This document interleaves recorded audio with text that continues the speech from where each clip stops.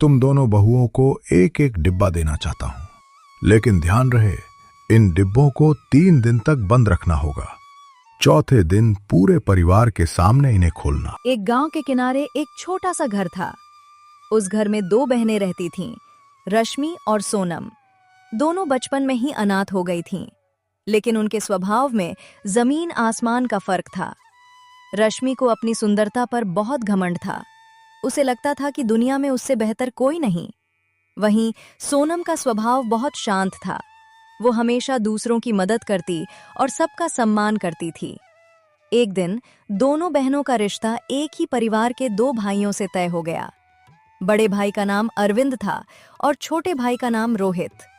ये खबर सुनकर रश्मि खुशी से झूम उठी। वाह सोनम, आखिर मेरी किस्मत चमक ही गई। मुझे हमेशा से यकीन था कि मेरी शादी किसी बड़े और सम्मानित घर में ही होगी। अब देखना उस घर में मेरी कितनी इज्जत होगी। भगवान करे दीदी आपको हर खुशी मिले, लेकिन हमें ये भी याद रखना चाहिए कि नया घर सिर्फ अधिकारों से नहीं, रिश्तों से अपना बनता है। तुम हमेशा यही बातें करती हो। मैं तो बस इतना जानती हूँ कि मुझे किसी के आगे झुकना पसंद नहीं। जहाँ रहूंगी अपनी शर्तों पर रहूंगी। अपनी बात रखना अच्छी बात है दीदी, लेकिन कभी कभी रिश्तों के लिए थोड़ा झुकना भी पड़ता है। कुछ दिनों बाद शादी का दिन आ गया। दोनों बहनों की शादी धूमधाम से हुई और वे अपने ससुराल पहुंच गईं। घर की मुखिया थीं सावित्री देवी। उनका स्वभाव अनुशासन वाला था, लेकिन दिल बहुत दयालु था। उन्होंने दोनों बहुओं का स्वागत किया। आओ बेटियों, आज से ये घर तुम्हारा है। मैं चाहती हूँ कि तुम दोनों इस परिवार को अपना परिवार समझो और हमेशा मिलजुल कर रहो। माँ जी, आपने हमें इतना प्यार दिया, इसके लिए धन्यवाद। मैं पूरी कोशिश करूंगी कि इस घर का सम्मान हमेशा बना रहे। और मुझे उम्मीद है कि इस घर में मेरी बातों की भी उतनी ही कद्र होगी। मैं साफ बात करने की आदी हूँ और अपनी बात कहने से कभी नहीं डरती। सावित्री देवी ने उसकी बात सुनी और हल्की मुस्कान के साथ सिर हिला दिया। रात को अपने कमरे में रश्मि अपने पति अरविंद से बात करने लगी। सुनो अरविंद, तुम्हारी माँ थोड़ी ज्यादा सख्त नहीं है? मुझे तो लग रहा है कि यहाँ हर काम नियमों से चलता है। माँ का स्वभाव ऐसा जरूर है, लेकिन उनका दिल बहुत अच्छा है। वो बस चाहती हैं कि परिवार हमेशा एकजुट रहे। मुझे किसी की ज्यादा रोक टोक पसंद नहीं है। मैं अपनी जिंदगी अपने तरीके से जीना चाहती हूँ। तुम चिंता मत करो, थोड़ा समय दो, सब कुछ अपने आप आसान लगने लगेगा।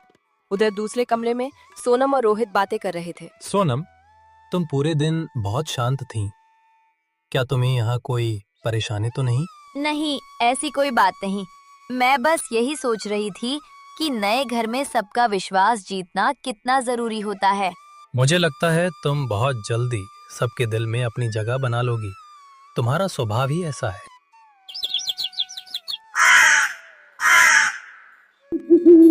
अगली सुबह सूरज निकलते ही सोनम उठ गई। वो रसोई में जाकर सावित्री देवी की मदद करने लगी। कुछ देर बाद सावित्री देवी भी वहाँ आ गईं। अरे बेटी, तुम इतनी सुबह उठ गई? अभी तो तुम्हें आराम करना चाहिए था। आराम तो बाद में भी हो जाएगा माँ जी, पहले घर का काम हो जाए, वही अच्छा लगता है। सावित्री देवी उसकी बात सुनकर खुश हो गईं। उधर रश्मि अभी तक अपने कमरे में आराम कर रही थी। जब उसकी नींद खुली तो वो धीरे धीरे तैयार होकर रसोई में पहुंची। अरे सुबह सुबह इतना काम? मुझे तो समझ नहीं आता कि लोग इतनी जल्दी उठकर खुद को क्यों परेशान करते हैं। बेटी, घर की जिम्मेदारियां सब मिलकर निभाएं तो किसी पर बोझ नहीं पड़ता। मुझसे तो रोज रोज ये सब नहीं होगा। मैं शादी करके आई हूँ, कामों में खुद को झोंकने नहीं। रसोई में कुछ पल के लिए सन्नाटा छा गया। सोनम ने बात संभालने की कोशिश की। कोई बात नहीं माँ जी, मैं हूँ ना, धीरे धीरे सब सीख जाएंगे और सब मिलकर काम करेंगे। सोनम सुबह से रात तक पूरे घर का काम संभालती थी। वो सासू माँ का ध्यान रखती, सबके लिए खाना बनाती और कभी किसी से शिकायत नहीं करती। वहीं रश्मि का घमंड दिन ब दिन बढ़ता जा रहा था। वो ज्यादातर समय अपने कमरे में रहती और घर के कामों से दूरी बनाए रखती। एक सुबह सावित्री देवी रसोई में पहुंची। उन्होंने देखा कि सोनम अकेले सारे काम कर रही है। बेटी सोनम, मैं कई दिनों से देख रही हूँ कि घर का लगभग सारा काम तुम अकेले संभाल रही हो। सुबह सबसे पहले उठती हो, रात सबसे आखिर में सोती हो। फिर भी तुम्हारे चेहरे पर शिकायत का एक शब्द तक नहीं होता। लेकिन ये सब देखकर मुझे अच्छा नहीं लगता। घर की जिम्मेदारी सिर्फ एक व्यक्ति की नहीं होती। अगर तुम इसी तरह सब कुछ अकेले करती रहोगी तो खुद को थका दोगी। माँ जी, आप मेरे लिए चिंता मत कीजिए, मुझे सच में कोई परेशानी नहीं है। परिवार के लिए किया गया काम कभी बोझ नहीं लगता। और जहाँ तक दीदी की बात है, उन्हें नए माहौल में ढलने के लिए थोड़ा समय चाहिए। मुझे पूरा विश्वास है कि एक दिन वो भी इस घर को अपना समझने लगेंगी। वाह, सुबह सुबह फिर मेरी ही बातें हो रही हैं। ऐसा लगता है जैसे इस घर में कोई काम नहीं बचा, बस मेरी शिकायतें ही रह गई हैं। अगर मैं हर समय रसोई में खड़ी नहीं रहती तो इसका मतलब ये नहीं कि मैं गलत हूँ। हर इंसान की अपनी सोच और अपना तरीका होता है। रश्मि, बात शिकायत की नहीं है, बात जिम्मेदारी की है। घर तभी घर बनता है जब उसमें रहने वाले लोग एक दूसरे का साथ दें। सिर्फ अपने बारे में सोचने से परिवार नहीं चलता। माँ जी, मैं अपनी जिंदगी दूसरों की तरह नहीं जी सकती। मैंने हमेशा बड़े सपने देखे हैं। मैं यहाँ सिर्फ काम करने के लिए नहीं आई हूँ। अगर किसी को पूरे दिन रसोई में रहना अच्छा लगता है तो वो उसकी पसंद हो सकती है, लेकिन मुझे ऐसी जिंदगी बिल्कुल पसंद नहीं। रश्मि की बातें सुनकर सावित्री देवी चुप हो गईं। उसी दिन दोपहर के समय घर के दरवाजे पर एक वृद्ध साधु आए। उनके चेहरे पर तेज था और हाथ में एक पुरानी लकड़ी की लाठी थी। उन्होंने दरवाजा खटखटाया। माता, मैं कई दिनों से यात्रा कर रहा हूँ। रास्ता लंबा था और शरीर अब थक चुका है। यदि संभव हो तो मुझे थोड़ा भोजन और पानी मिल जाए। भूखे यात्री को भोजन मिल जाए तो यह बहुत बड़ा उपकार होता है। महाराज, आप हमारे लिए अतिथि नहीं, भगवान के समान हैं। कृपया अंदर आइए, अभी आपके लिए भोजन की व्यवस्था करती हूँ। बेटी सोनम, जल्दी से रसोई में जाओ और साधु महाराज के लिए भोजन तैयार करो। ध्यान रहे, भोजन साधारण हो सकता है, लेकिन उसमें सम्मान और श्रद्धा की कमी नहीं होनी चाहिए। जी माँ जी, मैं अभी भोजन तैयार करती हूँ। मेरी पूरी कोशिश रहेगी कि महाराज यहाँ से संतुष्ट होकर जाएं। सोनम तुरंत रसोई में चली गई। उधर रश्मि ने साधु को देखा और नाराज होकर बोली, माँ जी, आप भी ना किसी को भी घर के अंदर बुला लेती हैं। आजकल कौन असली साधु है और कौन ढोंगी, ये पहचानना आसान नहीं है। हर आने जाने वाले को भोजन कराना क्या जरूरी है? अगर इसी तरह सबको खिलाते रहेंगे तो लोग इस घर को धर्मशाला समझ लेंगे। रश्मि, किसी जरूरतमंद का अपमान नहीं करना चाहिए। हमारे संस्कार हमें यही सिखाते हैं कि अतिथि का सम्मान करो, चाहे वह गरीब हो या अमीर। भूखे इंसान को भोजन देना सबसे बड़ा पुण्य माना जाता है। मैं इन बातों पर विश्वास नहीं करती। सम्मान हर किसी को नहीं दिया जाता। मेरी नजर में इंसान को पहले खुद को साबित करना चाहिए, उसके बाद सम्मान मिलना चाहिए। साधु मुस्कुराते रहे, लेकिन उन्होंने कोई जवाब नहीं दिया। थोड़ी देर बाद सोनम भोजन लेकर आई। महाराज, मैंने अपने हाथों से आपके लिए भोजन बनाया है। हो सकता है इसमें कोई विशेष व्यंजन ना हो, लेकिन इसमें मेरा सम्मान और श्रद्धा जरूर है। अगर किसी तरह की कोई कमी रह गई हो तो मुझे अपनी बेटी समझकर क्षमा कर दीजिएगा। साधु ने भोजन ग्रहण किया और कुछ क्षण आंखें बंद कर ली। फिर उन्होंने सोनम की ओर देखकर कहा, बेटी, भोजन की कीमत उसके स्वाद से नहीं, बल्कि उसे परोसने वाले के मन से तय होती है। तुम्हारे हाथों में सादगी है, तुम्हारे शब्दों में सम्मान है और तुम्हारे व्यवहार में वो विनम्रता है जो आजकल बहुत कम देखने को मिलती है। तुमने मुझे सिर्फ भोजन नहीं दिया, बल्कि अपने संस्कारों का परिचय दिया है। ये सुनकर सोनम ने सिर झुका लिया। साधु ने पूरे परिवार की तरफ देखा और बोले, मैं यहाँ केवल भोजन करने नहीं आया हूँ। मैं इस घर में एक ऐसी चीज की तलाश में आया हूँ जो देखने में बहुत छोटी लगती है, लेकिन उसके बिना कोई परिवार कभी खुश नहीं रह सकता। महाराज, आप किस चीज की बात कर रहे हैं? अगर वो हमारे पास हुई तो हम अवश्य आपको दे देंगे। वो चीज ना सोना है, ना चांदी, ना धन और ना ही कोई कीमती वस्तु। वो तो इंसान के भीतर रहती है। लेकिन अफसोस, हर किसी के पास होने के बावजूद बहुत कम लोग उसे संभाल कर रख पाते हैं। महाराज, आपकी बातें किसी पहेली जैसी लग रही हैं।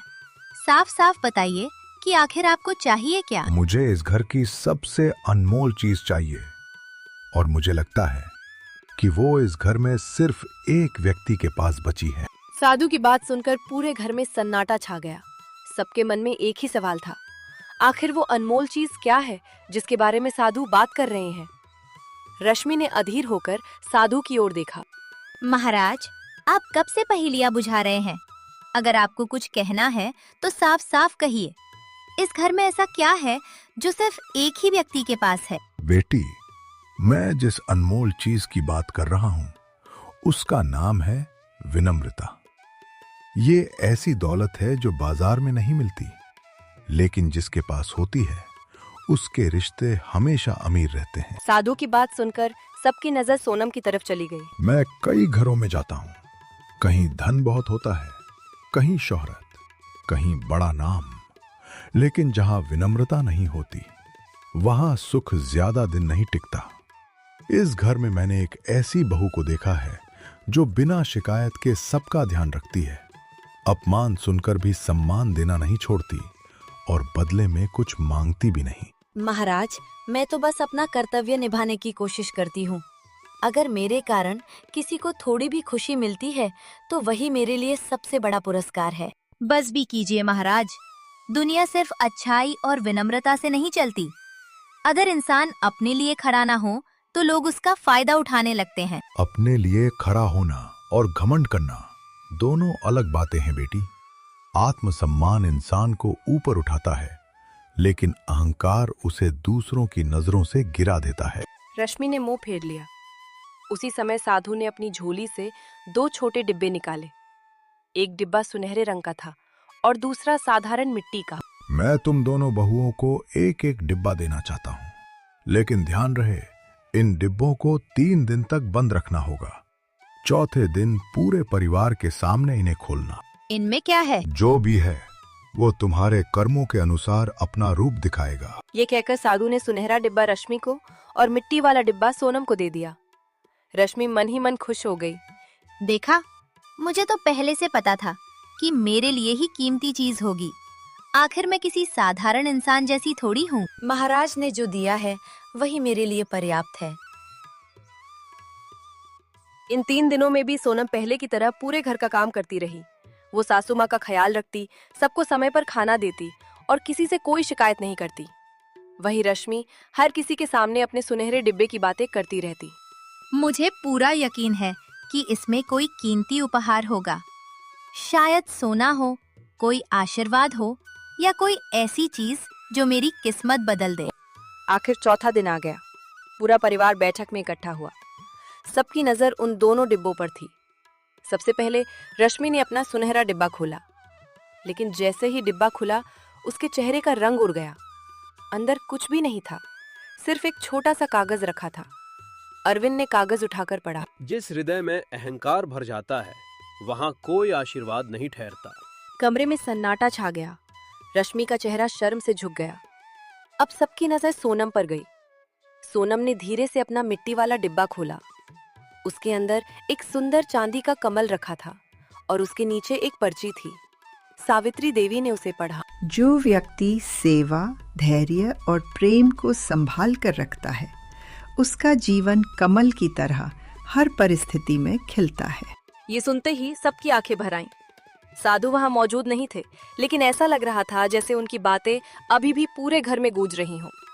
रश्मि पहली बार पूरी तरह चुप थी। उसे महसूस होने लगा था कि शायद वो अब तक गलत रास्ते पर चल रही थी। लेकिन क्या वो सचमुच बदल पाएगी? क्या वो अपने घमंड को छोड़कर रिश्तों की कीमत समझ पाएगी, या फिर उसका अहंकार उसे और बड़ी मुसीबत में डाल देगा? साधु द्वारा दिए गए डिब्बों का रहस्य खुलने के बाद घर का माहौल पहले जैसा नहीं रहा था। सावित्री देवी, अरविंद और रोहित सभी समझ चुके थे कि साधु महाराज कोई साधारण व्यक्ति नहीं थे, लेकिन रश्मि अभी भी अपने मन का अहंकार पूरी तरह छोड़ नहीं पाई थी। अगले दिन सुबह का समय था। सोनम रसोई में खड़ी सबके लिए नाश्ता बना रही थी। चूल्हे पर चाय चढ़ी हुई थी और पूरे रसोई घर में खाने की खुशबू फैल रही थी। सावित्री देवी भी वहीं बैठी सब्जियां काट रही थी। तभी रश्मि रसोई में आई। उसने सोनम को काम करते देखा और हल्की मुस्कान के साथ बोली, सोनम, सच बताऊं तो मुझे तुम्हारी एक बात आज तक समझ नहीं आई। सुबह से रात तक तुम बस काम ही करती रहती हो, कभी रसोई, कभी सफाई, कभी सबकी सेवा। तुम्हें कभी थकान नहीं होती क्या? और सबसे बड़ी बात, तुम्हें बदले में मिलता ही क्या है?